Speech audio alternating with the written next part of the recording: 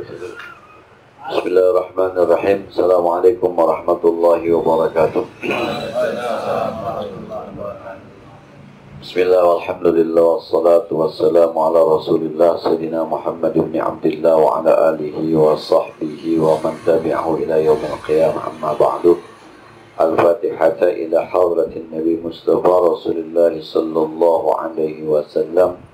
Arwahi abaina wa ummahatina wa ajdadina wa jaddatina wa masyayikhina wa li jami'il muslimina wal muslimat wal mu'minina wal mu'minat, khususan ila ruhi walidi Haji Nasuki bin Haji Asnawi, walidi Haji Ahmad Ghazali bin Haji Arsad, akhi Pak Joko, khususan ila ruhi Syekhina Haji Muhammad Ma'mun bin Haji Abdul Rahman, Syekhina Haji Abdul Wahab bin Haji Abdul Samad, Syekhina Haji Muhammad Muhadim Ansar, Syekhina Haji Syabi Hadami, Syekhina Haji Awil Zain bin Haji Muhammad Zain, Syekhina Haji Muhammad Hashim Mahbub, Sayyid Muhammad bin Alawi Abbas Al-Maliki. Al-Fatihah.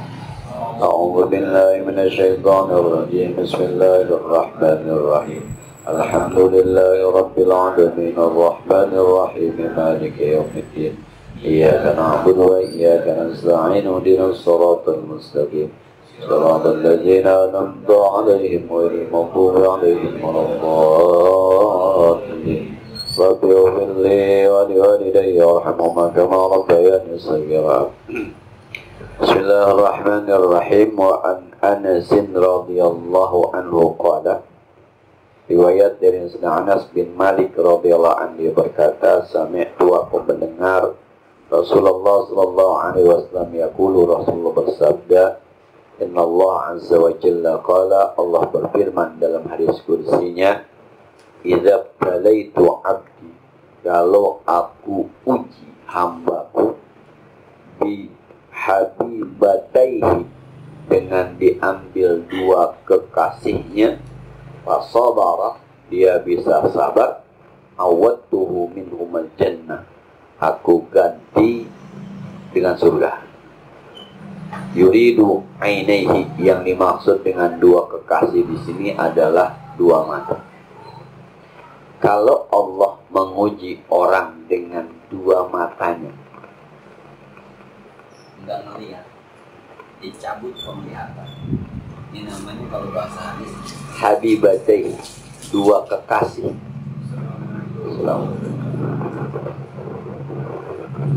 Orang nggak bisa jalan, bisa melihat. Orang nggak bisa megang, bisa melihat. Tapi orang punya duit banyak, tapi kagak bisa melihat. Ujian mata itu bisa jalan, tapi nggak bisa melihat. Bisa megang, nggak bisa melihat. Kalau kita bahasa mendingan mana gitu ya. Semuanya kan yang mendingan sih. Mendingan gimana? Komplit semuanya. Nah, mata itu, ujian mata itu berat. Ya kalau ada orang sakit kaki punya mata, itu masih bisa ke dokter, ke rumah sakit, tahu jalan. Tapi kalau udah nggak punya mata, maka kata Allah, kalau hambaku aku uji dengan aku ambil dua kekasih, aku ambil mata, nggak bisa melihat, kemudian dia bisa sabar, aku ganti dua matanya dengan surga. Sabarnya ini. Tapi gelap semua gimana? Nggak tahu siang, nggak tahu malam. Tidur sama kagak tidur sama. Tidur sama kagak tidur sama. Nah, ya mohon maaf barangkali. Dulu bapak saya begini. Dan saya ingat sekali nih, hadis ini saya baca ketika menuju hari bapak saya. Karena ada hadis ini. Dari orang yang diuji. Jadi kalau seminggu Jumat saya nonton. Dari saya usia sanawiyah. Jumat tuh saya nonton. Tempatnya khusus. Jadi dia harus jalan paling lambat setengah 12. Karena tempatnya sebelum ditempatin orang. Jadi pojokan, dia harus di pojok, saya di sini. Jadi kalau orang salaman sama saya aja, jangan salaman sama. Sebab bapak saya bingung nanti. Mana-mana tangannya. Jadi saya harus bilangin ini sian. Nah, kalau orang bisa sabar. Nah, diuji dua mata. Mudah-mudahan kita termasuk gaya yang pakai kacamata, mudah-mudahan. Ini kan kalau dibuka begini, iya kagak kelihatan apa. Kelihatan tapi nggak kebaca. Karena yang sebelah min 5, yang sebelah min 6. Ada plusnya juga di bawah. Maka orang progresif ya, kacamata progresif, bisa buat baca, bisa buat lihat. Nah, Mudah-mudahan. Tinggal sabarnya deh ya. Ya kalau pakai kacamata mah bisa sabar kita. Tapi kalau udah nggak bisa ngeliat kan susah ngakalin. Siapa orang yang kata Allah, kalau aku uji, aku ambil 2 kekasih. Jadi maksud kasihnya 2 mata ini. Dia buta dengan mereka bisa sabar. Aku ganti dengan suruh. Intinya sabar sih, sabar. Maka waktu ngaji di belakang saya bilang, kalau orientasinya akhirat, sabar bisa jalan.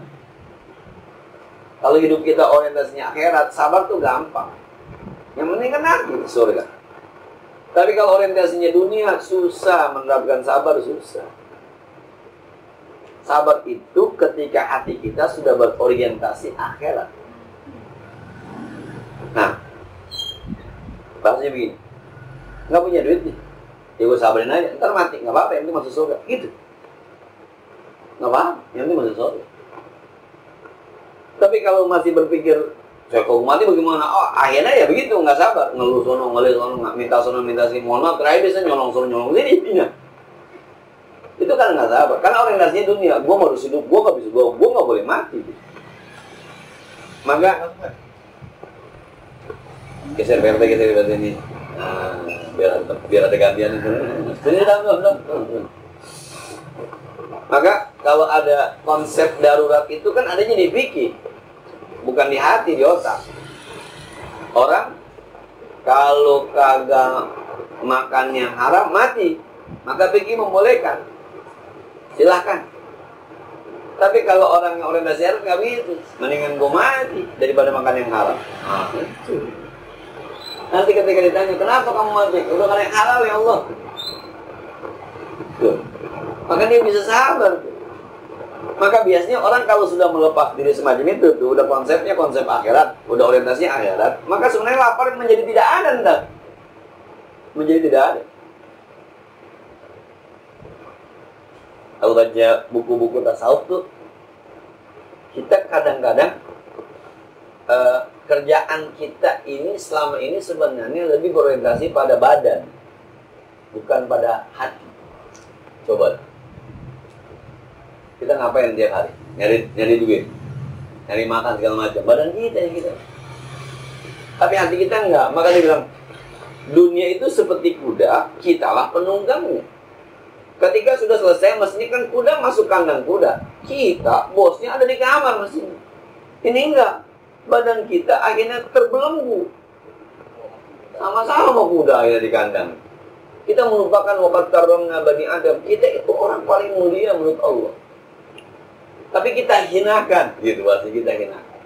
Maka konsep sabar itu enggak susah menerapkan. Yo Ustaz, sabar-sabar lama-lama berubah Ustaz. Sabar-sabar. Yang penting di akhirat. Jujur-jujur mulu, ngomong jujur, hancur hidup, nggak apa-apa. Yang penting gue di akhirat, gitu kan. Tapi kalau, si Anu aja juga kagak jujur, nggak apa-apa. Ya, selamanya. Itu ketika orientasinya dunia. Nah, masalahnya kan kita-kita ini orang yang kelihatannya dunianya lebih kuat, ya, dibanding akhirat. Maka belajar kita pelan-pelan. Konsepnya udah lama, wal akhiratu khairul laka minal ula qad aflaha man tazakka wa dzakara isma rabbih wa shalla. Cuma bal tu'thiruna sayang, Anda lebih punya prioritas terhadap dunia. Maka konsep sabar susah diterapkan. Mohon maaf buat tuan rumah kan. Musibah kematian kalau pakai apa namanya? Konsep dunia, siapa sih yang mau ditinggal mati? Tapi kalau pakai konsep akhirat, emang udah begitu jalannya. Tapi kalau di media sosial tuh ada orang Malaysia, orang Cina yang masuk Islam, apa dia bilang? Orang Islam tuh saya lihat gampang move on. Jadi kalau orang meninggal, move on tuh gampang move on dia. Kalau orang meninggal tuh bisa gampang melupakan konsepnya. Saya tertarik, ada apa ini? Oh ternyata. Akhirnya dia masuk Islam itu. Sebab dia lihat, orang tuanya meninggal, udah cepet-cepet selesai. Anaknya meninggal, cepet-cepet selesai. Ini meninggal, cepet. Kok gampang ya? Ini hilang, udah 2 hari 3 hari hilang, selesai aja udah. Orang Islam. Beda sama yang lain, harus ke kantor polisi dulu, ini dulu. Lah jenazah layan air aja yang berebut. Jenazah layan air berebut, coba. Bob dari sono 1,25 miliar, dari sono 50 juta. Dari sana 48 kali gaji 48 bulan dikali. Berebut, itu bukan berebut jenazah. Iya. Orientasinya orientasi dunia. Berebut. Nah, kalau orientasi akhirat nggak begitu. Lu urus dah, terserah lu. Cuma yang penting dia masuk surga. Selesai. Tapi nggak bisa selesai, 1,20 miliar nggak bisa selesai ya. Subhanallah. Saya lihat berita, ya Allah, urusan kayak begini ya. Ada emaknya, ada bini pertama, ada bini kelima. Udah gitu KTP-nya belum nikah lagi, kacau kan? Wow, saudara. Ya lagi nih. Jadi bicara sahabat itu memang kita harus belajar bahwa orientasi hidupnya sudah ke akhirat. Bukan berarti meninggalkan dunia, bukan, lebih ke akhirat. Wa an Atha ibni Abi Rabah, ini yang saya bilang nih. Saya pernah sampaikan hadis ini ketika khutbah Jumat di Nurul Iman. Tahun berapa saya lupa. Ini orang perempuan yang orientasinya akhirat. Wa an Atha ibni Abi Rabah qala li Ibnu Abbas radhiyallahu anhuma. Abdullah bin Abbas pernah berkata kepada Atha bin Abi Rabah, "Ala urika imra'atan min ahli jannah." Maukah kamu aku kasih tahu perempuan yang pasti masuk surga? Nah, faqultu bala, iya saya mau. Qala hadhil mar'atus sauda. Nih, yang ini nih. Ini perempuan kulit hitam, layak masuk surga, pasti masuk surga, kata Abdullah bin Abbas. Namanya Syu'airah. Kalau di dalil paling itu di salahnya namanya Syu'airah. Perempuan namanya Syu'airah. Kenapa dia tahu bakal masuk surga? Atakin Nabi sallallahu alaihi wasallam, pernah dia datang kepada Nabi, faqalat, dia bilang, "Ya anni asra'u wa anni atakasyafu pada Allah Ta'ala li." Ya Rasul, saya jatuh, kaki saya sakit. Akhirnya ada aurat saya yang harus terlihat. Dia nggak bisa nutup nih, begitu dulu nih. Kelihatan aurat. Ya Rasul, pada Allah li doain Rasul, dia sembuh. Nah, kalau kata Rasulullah, in syi'ti sabarti walakal jannah, wa in syi'ti da'autu Allah Ta'ala ayu afiaka. Kalau berarti kita begini Mbak, kalau sampean saya doain, kalau sampean mau, sampean sabar, sampean masuk surga. Kalau sampean mau, saya doain, sampean sembuh, tapi tidak ada jaminan masuk surga. Sampean pilih mana? Nah, jadi dia Rasul datang ke Rasul. Rasul, saya sakit, minta didoain ke Rasul. Begini aja Bu, kalau ibu mau, ibu sabar, ibu layak masuk surga. Tapi kalau ibu mau, ya saya doain, ibu sembuh. Tapi tidak ada jaminan masuk surga. Faqalat, asbir ya Rasulullah. Kalau begitu saya sabar aja Rasul. Nggak apa-apa ada sakit, yang penting masuk. Ah ini dia, mobil surganya aja. Faqalat, inni atakasyafu pada Allah li an Allah atakasyafa pada alaha. Begini Rasul, gak usah baik, gak apa-apa Rasul, yang penting bisa ditutup, hanya ini jangan aurat kelihatan. Akhirnya Rasul mendoakan, enggak baik, tapi bisa ditutup. Apa ini? Mau masuk surga? Apa mau sembuh? Surga aja. Mau miskin masuk surga, apa kaya belum masuk surga? Miskin aja, yang penting masuk surga. Itu harus begitu, apa kaya? Kali aja bisa, pakai kali aja masuk surga. Kali aja kaya bisa masuk surga. Padahal kali kan nggak pasti ya. Yang udah pasti ditinggalin. Itu orientasinya begini. Nah, ibu saya kemarin tuh yang waktu sakit tuh saya bilang gitu, habis disuntik ininya nih. Ada apa dia? Buat lancar ke dendam. Udah disuntik sekali di rumah sakit, saya diajarin besok nyuntiknya begini Pak ya. Iya, di perutnya. Ketika saya mau suntik, saya baca pinggirannya itu, bersumber dari babi. Waduh, repot. Saya sampaikan ke ibu saya, mendingan gue mati daripada luar biasa. Mendingan gue, udah jangan. Mendingan gue mati, jadi gitu daripada mati badan gue ada sumber. Jelas itu, sumber babi. Nah, jadi begitu konsepnya tuh. Baru bisa sabar kita. Selama di bala kita masih dunia, di bala kita masih jabatan, di bala kita masih duit, susah emang sabar. Makan nasi sama oncom, itu kan ya yang saya bilang, makan nasi sama oncom. Kalau hatinya ke oncom, pikirannya ke oncom, nih mas oncom. Tapi makan nasi oncom, palanya rendang, hatinya rendang. Buang oncom. Enak oncom mulu. Ya iya gitu. Sama. Sabar dipakai buat orang yang orientasinya dunia. Nggak ketemu. Sebab dunia itu kan selalu mau miskin mau kaya, kaya. Mau gagal mau sukses, sukses. Mau sehat mau sakit, sehat. Tapi kalau akhirat nggak begitu. Kegagalan Anda yang Anda sabarin, surga. Sakit Anda yang Anda sabarin, surga. Gitu. Miskin Anda yang bikin Anda semakin dekat dengan Allah, surga.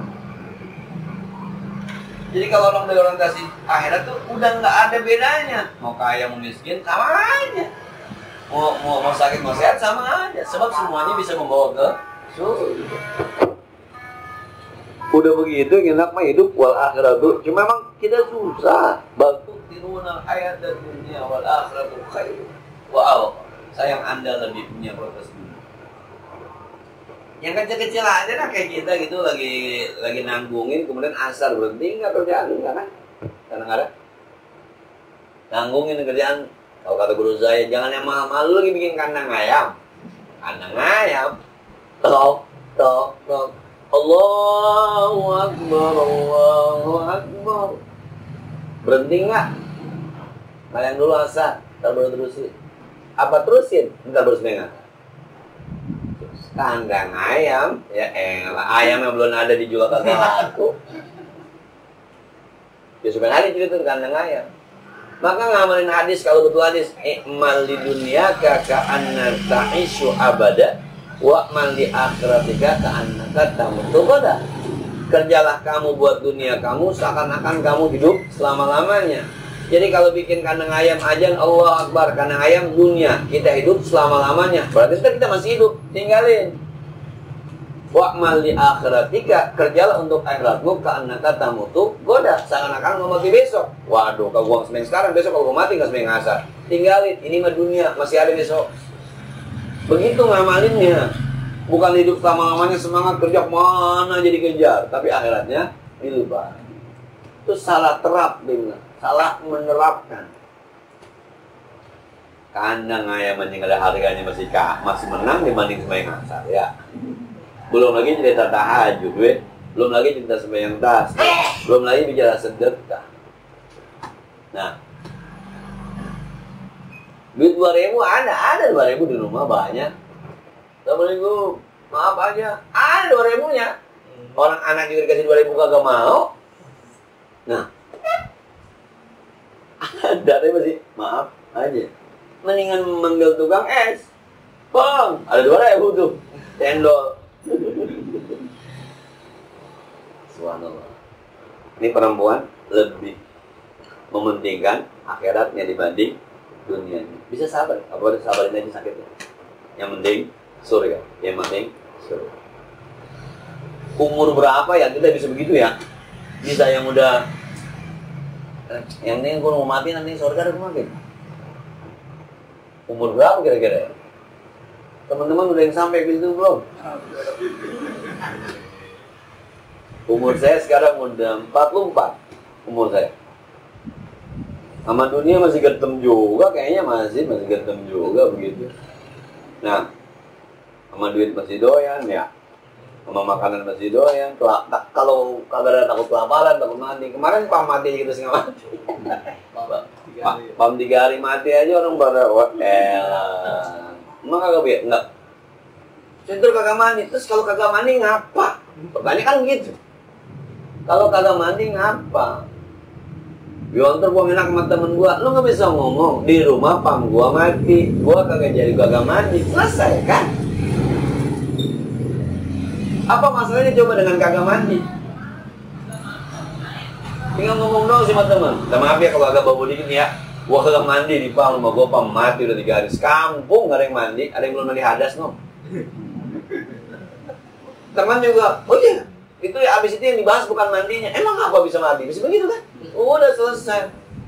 Iya, kagak mandi. Kayaknya enak amat kagak mandi ya. Alah belagu aja lu, dulu juga lu nggak mandi.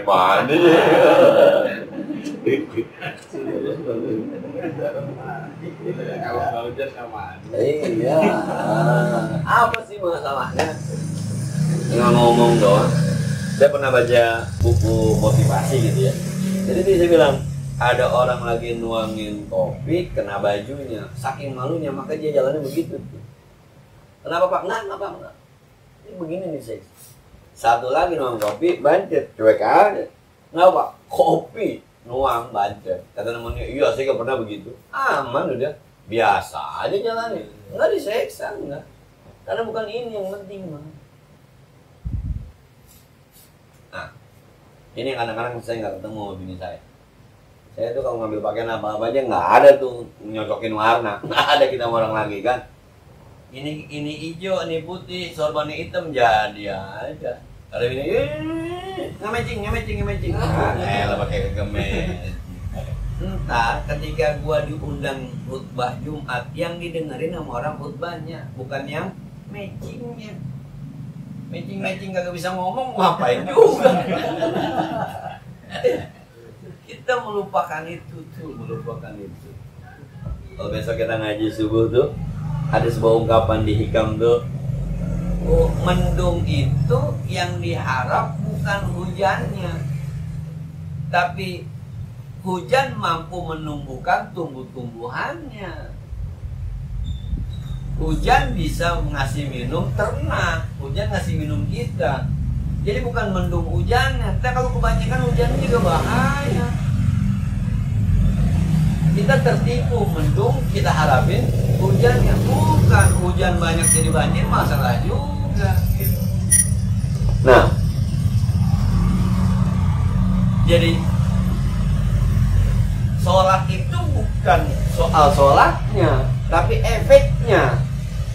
Tanha anil fahsya'i wal munkar. Kalau belum terusin sampai ada rasanya. Kehujanan mulai kemeriah belum. Udah mulai nih ada yang bilang dikit. Saya kata bini saya kayaknya di mobil tuh biasa memang. Asal panas, hujan enggak? Pilek, batuk biasa itu mah. Kenapa sih bilang biasa? Iya biar toko obat laku lah. Pabriknya jadi kagak tutup. Parahan dikit ke dokter. Paling kagak dokter jadi ada gajinya. Perawat ada gaji. Tukang parkir di 24 jam ada gajinya kalau gara-gara kita sakit. Kalau sakit-sakit mah kesian dia, dokter kan sekolahnya mahal. Masa nggak ada pasiennya gimana sih? Kalau diputar begitu tuh nggak ada yang bermasalah. Kan kacamata saya patah di sini, saya ganti. Kondisi saya begini. Wajar aja, udah 3 tahun baru patah. Emang tuh kalau itu 3 tahun patah, ya wajar aja. Dipakai 3 tahun patah, harus ganti.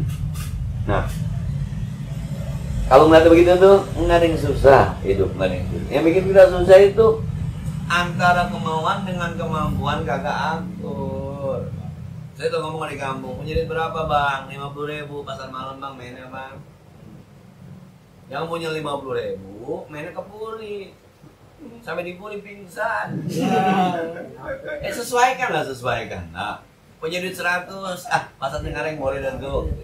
Punya duit 500 Ramayana boleh Ramayana. Punya duit 3 juta dan Mogot dah boleh.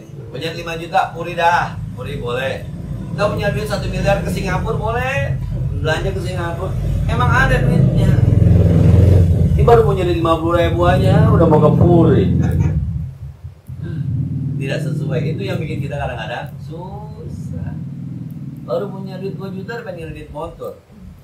Besok kreditannya belum dikirim. Yang penting baru aja lu baru. Iya ntar bagaimana aja. Dapat 3 bulan ditarik, diem aja udah. Nah, ini yang bikin kita susah tuh itu sebenarnya. An-Nabi Abdurrahman Abdullah bin Mas'ud radhiyallahu anhu qala ka'anni andulu ila Rasulullah sallallahu alaihi wasallam yahki nabiyyan wa anbiya. Riwayat dari Abdurrahman bin Auf bin Mas'ud radhiyallahu anhu dia berkata, seakan-akan saya melihat Rasulullah sallallahu alaihi wasallam sedang bercerita tentang nabi-nabi terdahulu. Sallallahu wasallam alaihi. Kata Nabi, darabahu qaumuhu, ada dulu nabi yang digebugin sama kaum. Coba. Ada nabi digebugin. Fa'admauhu, sampai bikin nabinya berdarah. Kata Nabi dulu, zaman Nabi sebelum saya, ada Nabi yang digebugin sama kaum. Ustadz digebugin sama muridnya. Wah, kita berhenti ngajak. Borok gue dikasih air, digebugin coba. Nah bahasanya kan begitu kan. Ada murid digebugin sama, ada guru digebugin sama murid. Coba.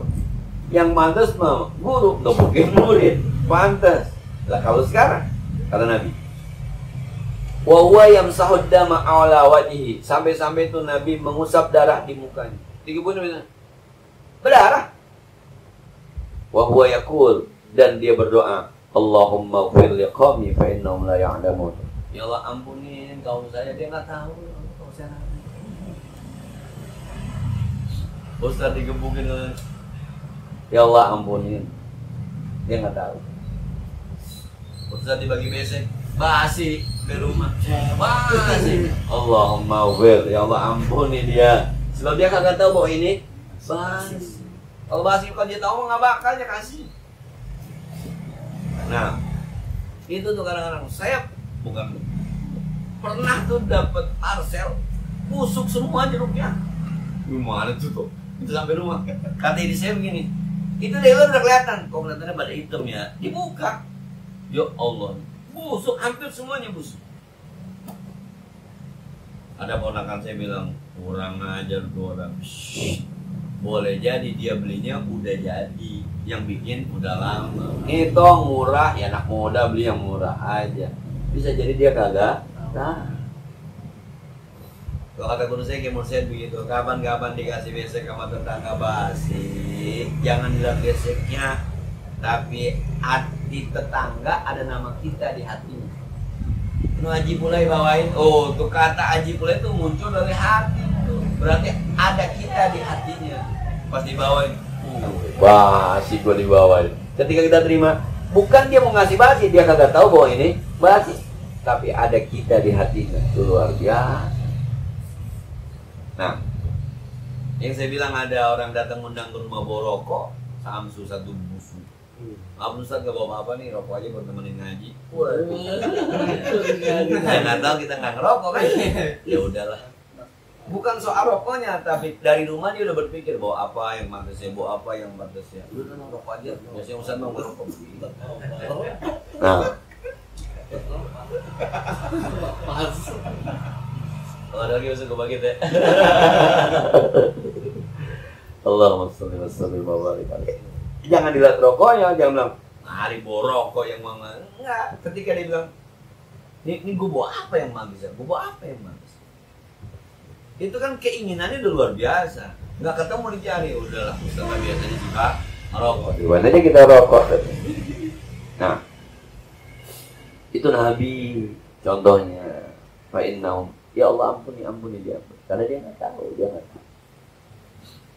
Nah kita kadang-kadang orang pengen tahu kita siapa gitu, kadang-kadang kita ustadz di kampung kita di mana-mana kan orang kenal kita ustadz. Cuma kayaknya mau lagu ustadz biar dihormatin orang, itu yang kadang-kadang bikin masalah. Di kampung kita orang kaya di Rawaya, tapi kemana-mana orang nggak tahu orang kaya. Biar lagunya orang kaya, orang nggak tahu gimana. RT di sini. Di kampung orang ya bukan RT lah. Jangan bawa RT. Nah, cuma kadang-kadang nih kita terjebak sama badan kita. Lu haji, ya orang kampung lu itu lu haji. Gua nengokin orang di rumah sakit imam sembarangan. Belum ada gua, enggak disuruh-suruh gua aja gitu. Yang kenal lu siapa? Baca-baca imamnya, gua nyesel tadi mah gua aja jadi imam. Terus gua nggak nyuruh-nyuruh. Di rumah sakit siapa yang mau nyuruh? Lu kenal juga kan. Maka kalau di rumah sakit, di pasar, di mall, yang suruh jadi imam tuh berdasarkan tampilan. Iya, saja pakai baju koko, pakai peci juga suruh maju ustadznya. Iya, biasa begitu biasanya. Maka hati-hati. Lalu dia pakai itu lagi nganterin mertuanya. Allah. Nah, jadi sekali lagi deh ya. Sekali lagi, ini Nabi aja masih. Kapan-kapan disakiti sama orang? Ya Allah, emang begitu hidup mah. Nggak bisa, orang harus tenangin kita semua, nggak bisa. Yang pada punya bini, punya anak. Kita mau anak kita benar, bini kita benar. Enggak lah, suatu saat ada juga yang bikin kesel. Biar tetangga ya emang begitu hidup mah. Lah kalau tetangga mau baik semua, saudara baik semua, lu mati masuk surga. Baru baik semua. Nabi bener, musuhnya banyak, sampai diusir. Nabi Muhammad bener banget. Sekarang kita udah ngikut macam. Musuhnya banyak, sampai diusir dari Mekah. Diperangin, di Uhud sampai berdarah. Nah, kita siapa weh? Kita cucu Nabi bukan. Keturunan Nabi bukan. Kita cuma umatnya doang. Kalau nabinya aja kayak gitu, ya wajar aja kalau kita umatnya juga. Maka ada buku tuh Dr. Aid Al-Qurni, juga La Tahzan. Nggak usah khawatir, nggak usah duka cita. Nabi aja begitu. Siapa sih lu? Tetangga kenal gua kali ya? Kenal, itu sih begitu. Ya begitu emang. Hidup emang begitu. Nah, kalau paham rumus hidup mah enak, rumus hidup mah enak.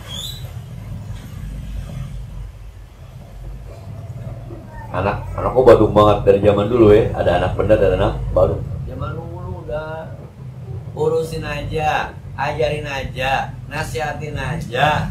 Terus jangan pada bosan, jangan pada bosan. Masih lama, belum tentu nanti jadi apa pun. Soti Sumansu di penjara dulu jadi kiai. Jeffrey Abu Hori almarhum miring dulu jadi kiai. Nah, Hamka di penjara selesai itu tafsir Al-Azhar. Rizik Syihab di penjara selesai tuh S3-nya di Malaysia. Gara-gara di penjara bikin tesis.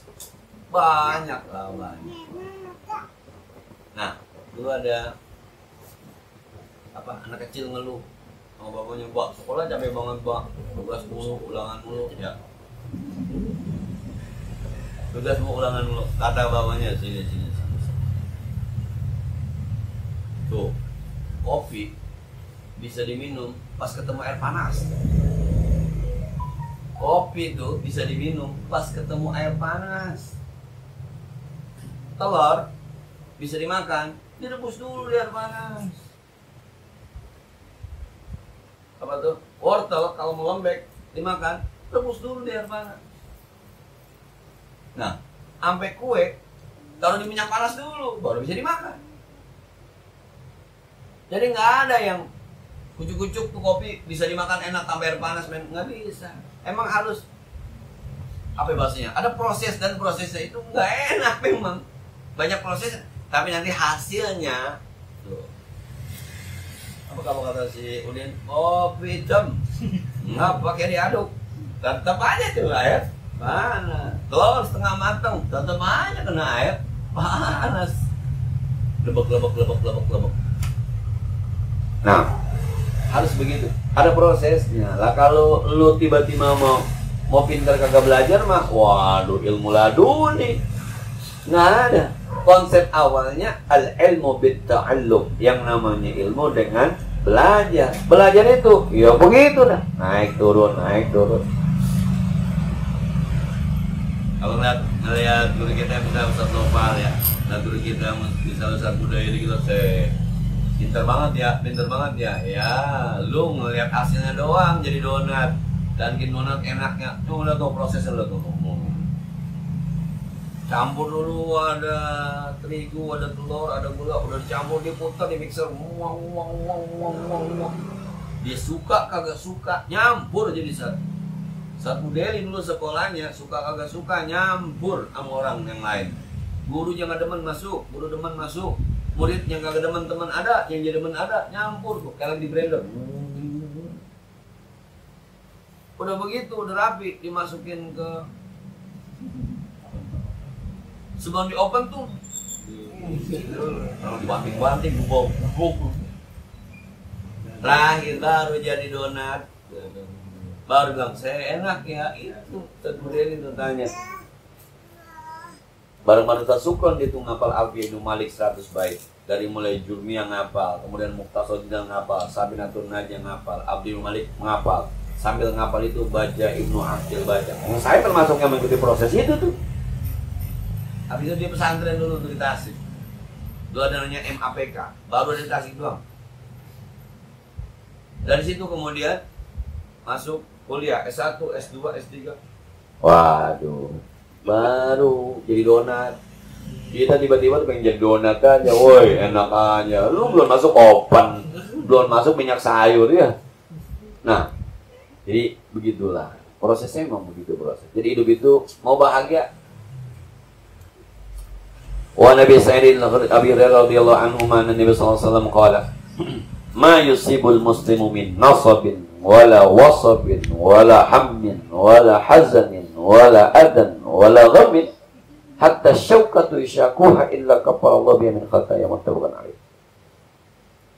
Rasulullah bersabda, ma yusibu, apapun yang mengenai orang Islam, min nasabin, capek misalnya, ya Allah nyari duit capek amat ya, ya Allah belajar capek amat ya, ya Allah ngaji ngapal capek amat ya, ya Allah capek, wala wasab, atau sakit, ya Allah pinggang pada pegel ini ya, ya Allah badan ngerekap ini ya, pala berat amat ini ya. Nah, wala hammin, atau kebingungan, kemana dulu nih ya, apa nih ya, anak sakit malam-malam bagaimana ya, motor kempes lagi, oh bingung. Saya pernah ngaji subuh, teman saya yang suka ngajarin saya itu, Ustaz, lihat motor saya kempes, saya pinjam motor dulu. Itu jam, biasanya subuh orang 15 menit saya berangkat dari rumah. Dah, tukar dah, saya tungguin. Sampai di Pakuan, bensinnya habis, coba itu. Buat obol motor beli minjem, yang ngatur bensin apa kagak? Subuh lagi. Akhirnya tukang bensin adanya di sono no. Madura kan ada tuh yang kagak, teman kita Madura yang kagak tidur tuh, ada bensinnya 24 jam. Ya udah, sono dah, gue jalan. Jadi isi bensin, ke jalan baru. Nah, yang kayak gitu itu emang harus dijalanin, emang ketemu punya motor kempes tengah malam dorong biasa itu.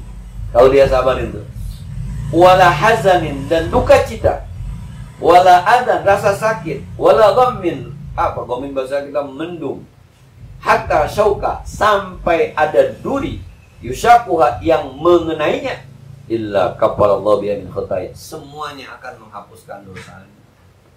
Capek, sakit, bingung, duka cita, disakiti orang, sampai ada jarum yang nusuk kita, megang kena duri dikit, kita sabar, menghapuskan dosa kita. Ini kalau nasinya akhirat, apapun yang kita temui yang kagak enak, nggak usah khawatir, ada pahalanya, ada dosa yang kita hapuskan. Jadi bos ketemu anak buah, deh gua keselamat ya, sabar, hapus dosa. Jadi anak buah ketemu bos, jengkelin banget, sabar. Kaki pakai kesandung, ngempet bener. Bisa sabar. Nah, nggak ada yang sia-sia, semuanya akan mendapatkan ampunan Allah Subhanahu wa Ta'ala. Nggak ada yang sia-sia. Terus mau apa lagi? Ya sekali lagi dia. Selama itu orientasinya akhirat. Kalau orientasinya dunia, berat subhanallah. Emang kalau cerita orang-orang apa ya, orang-orang soleh sih, bahasa dia begini banget. Mau apa lagi lu? Tuh kalau saya dinasihatin tuh sama Imam Bajwa, lu mau apa lagi? Waktu pergi haji dulu, nih bang, kalau habis itu terus ngapain ya? Tungguin umur. Kalau ada umur pergi haji, kalau ada umur mati, gitu aja bahasanya. Kita nyetor udah, ini udah, terus tanya, habis ini apa lagi bang? Habis ini urusannya, ya tungguin umur. Kalau mau sampai ya pergi haji, kalau kagak lu mati, gitu aja. Ya, mau ngapain lagi jadi gitu? Nyetor udah, ini semuanya udah, ini semua udah, tinggal nungguin takdir. Kalau mau sampai pergi haji, kalau kagak ya mati. Teman-teman yang nyetor haji masih 17 tahun, 16 tahun, 15, setor aja.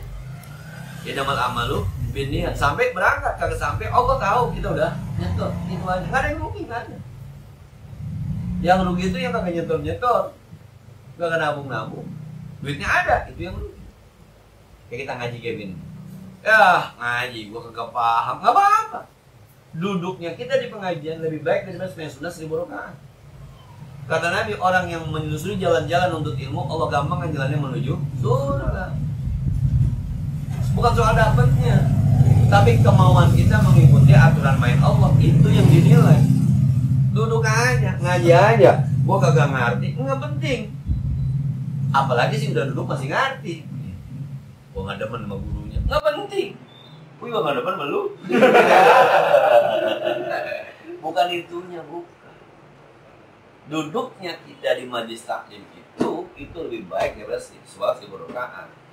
Man salaka tariqan yaltamisu bihi ilman sahalallahu tariqan ilal jannah. Siapa orang yang menelusuri jalan-jalan dalam rangka mencari ilmu, nanti Allah mudahkan jalannya ke surga. Subhanallah. Kita nggak masuk surga dengan sembahyang kita nggak masuk surga sama sedekah kita yang kurang bagus, tapi kita bisa masuk surga gara-gara ngaji. Nah, sini ya. Summa qala wa an Ibnu Mas'ud radhiyallahu anhu wallahu a'lam. Sebagaimana biasa yang ada pertanyaan tentang ini atau lainnya, silakan.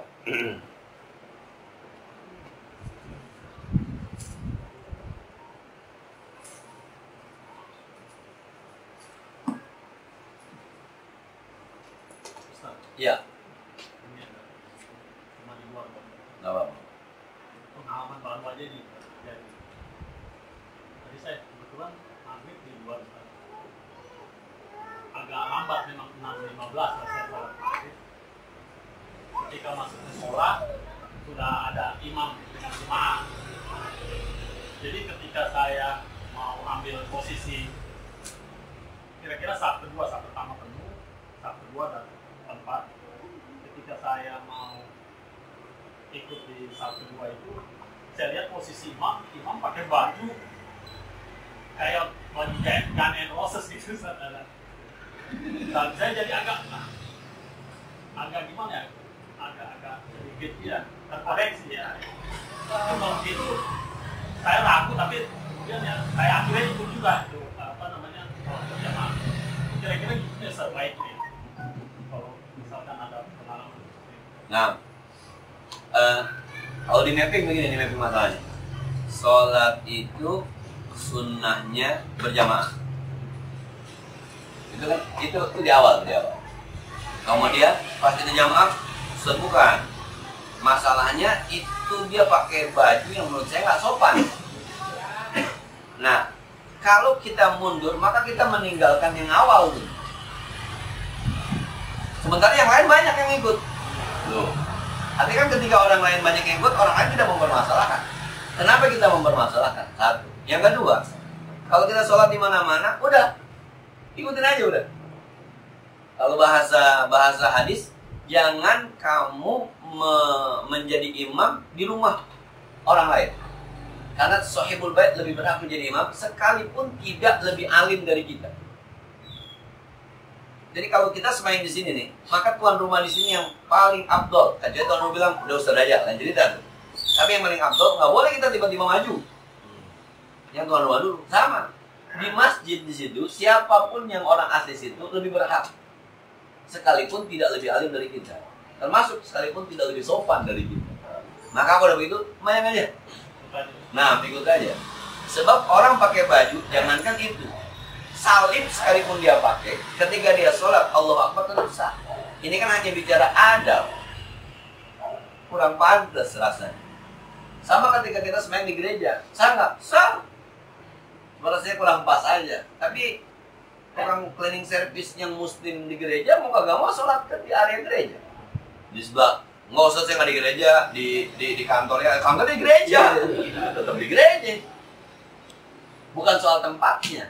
Bukan soal siapanya. Kecuali adanya di kampung kita. Dan habis itu tuh dinasihatin, lu kan udah jadi imam, gimana baju-baju begini. Nah, apalagi kalau tempatnya tempat yang umum, kayak tadi saya bilang rumah sakit, mall, udahlah siapa aja pakai baju apa kayak udah. Memang tidak. Intinya mappingnya jamaah. Saya ragu, jamaahnya yakin sunnah. Orangnya meragukan, maka keraguan kita tidak boleh menghapuskan keyakinan kita. Nah, itu di mazhab Syafi'i namanya istishab. Ada lagi. Nah, memang banyak tuh kadang-kadang kita kurang pas aja gitu sama bajunya, sama celananya. Sebab kita ngukurnya sama kita sih, ngukurnya sama diri kita. Boleh, bisa jadi kan dia kagak ngaji. Bisa jadi. Sama dia tuh, yang penting sembahyang. Tuh sama dia orang agak ngaji. Emang di besinya begitu, mamanya di rumah, lu mau kerja di mana jangan sampai dengan sembahyang tong ya, jangan dengan sembahyang tong ya. Emang itu doang yang didapat, kagak pernah ngaji. Maka ketika dia zuhur berhenti sembahyang, kata mamanya hebat lu tong. Tuh, kata dia, kita ngeliatnya belum hebat, masih begitu bajunya. Nah, haruskah nilai-nilai kita menjadi ukuran nilai dia? Kan nggak bisa. Ini yang kadang-kadang kita memang suka merasa padahal itu dia paling bagus, sama dia paling bagus. Ya, karena biasa gini Ustaz, kalau ketika ya, terjadi itu biasanya pada saat misalnya memilih imam itu biasanya kadang-kadang kita main tunjukkan gitu. Memang ketika mungkin saya kurang pantas gitu, ada yang pantas kita sorong dia jadi imam. Nah itu kalau di kampung kita begitu, sebab kita tahu dia lebih pantas. Kalau di kampung orang kan kita nggak tahu. Itu dia. Kalau di kampung kita nih, misalnya di kampung kita, kita dah jamaah gitu. Mungkin teman-teman bilang, ya Haji pula yang lebih pantas. Gitu. Kalau di mana-mana, jangan-jangan yang ukuran mereka lebih pantas sama kita kurang pas. Tapi di situ paling alim mau dikata apa coba? Nah, ya udah. Jadi kalau di kampung orang udah kita samina wa atokna aja. Samina wa atokna. Ada yang pakaian rapi banget gitu, saya nggak, wah, pas dah kita semain di sini mah. Pokoknya apa namanya, al-alim al-ulama dah. Dari pakaiannya pas bacaan. Ya, ya sudah, karena memang di kampung orang. Itu kita kadang-kadang menggunakan ukuran kita. Padahal dia jangan-jangan yang paling baik di situ. Ya nggak bisa dirubah lah, orang yang paling baik di situ. Lu mau pindah ke situ, kira-kira lu mau pindah ke situ. Nah, lagi. Ya. Gitu, kalau kan saya perjalanan jauh nih kadang-kadang udah mau masuk waktu sholat maghrib ini masih nggak tahu tuh nggak tahu tuh di kerjaan terus di rumah masih waktunya sekitar 5 menit 10 menit lagi kejar aja sampai ke rumah gitu udah mepet banget tuh maghrib sama isya gimana itu kan kalau sholat selama 1 rakaat kita masih di maghrib pas masuk rakaat kedua orang azan isya maka kita masih sholat maghrib di waktu maghrib. Itu rumusnya. Tapi jangan dijadiin patokan ya. Ini baru rumus fikihnya. Rumus ini ngaji pakai otak bukan ngaji pakai hati ya. Rumusnya begitu. Kita takbir Allahu Akbar, kemudian sholat maghrib dapat 1 rakaat Allahu Akbar. Orang azan isya Allahu Akbar terusin. Kita tetap sholat di waktu maghrib. Namanya adaan. Tapi kalau baru takbir udah isya, terusin. Tapi sholat kita bukan adaan, namanya qadaan. Nah ini ada konsekuensi penilaian di sisi Allah. Agak lalai sedikit. Kira-kira begitu kira-kira. Nah, tapi kalau bahasanya malam ya teknis adatan, jangan dijadiin biasaan ya. Jangan jadi biasa. Ini mah ngaji otak, bukan ngaji hati. Kalau ngaji hati bukan begitu yang terbaik. Nah, tapi kapan-kapan kalau itu terjadi, saya pernah ke Bandung ceritanya. Itu asar nih, asar yang belum. Jadi kita perkirakan sampainya pokoknya jam 4. Ternyata macet ke arah di bukan di jalan ke arah Lembang macet. Iya, kita bangun.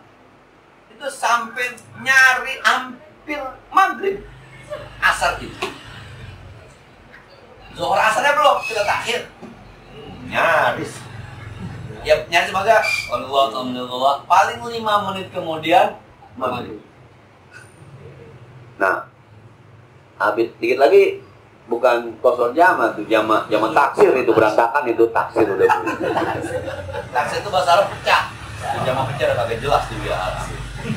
Lah kemarin yang saya gagal ngaji itu saya dari Anida berangkat setengah 9 pagi ke Bitung, terus ke arah apa namanya Jalan Cacing jalan itu Marunda, semper macet ternyata. Itu maghrib masih di tol, masih di tol. Perkiraan saya sampai rumah jam 4 sore ya, dari jam 9 macetnya luar biasa, mobil-mobil besar itu kan daerah sana terus mana. Akhirnya saya bilang, gue minta maaf nih, kata sampai. Tapi cuma jam 8 malam. Jadi kadang-kadang yang begitu tuh. Nah, ya. Berkaitan dengan amar ma'ruf nahi munkar.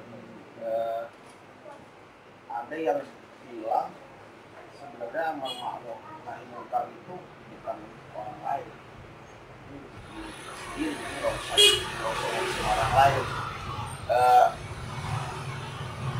Kalau saya lihat sih memang mungkin benar, ada benarnya itu, teman.